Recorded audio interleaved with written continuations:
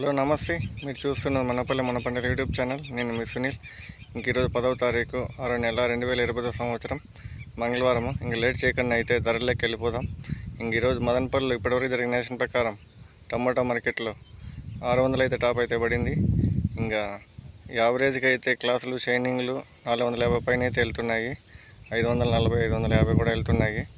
ఇంకా second quality కాయలు 350 పైన అయితే వెళ్తున్నాయి. 450 లోపల అయితే వెళ్తున్నాయి.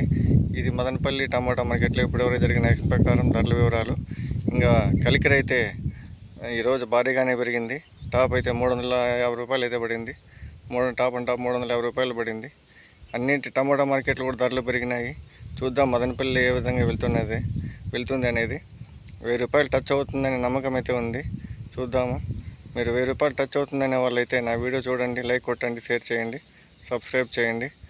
ధరలు ఏ విధంగా వెళ్తాయనేది.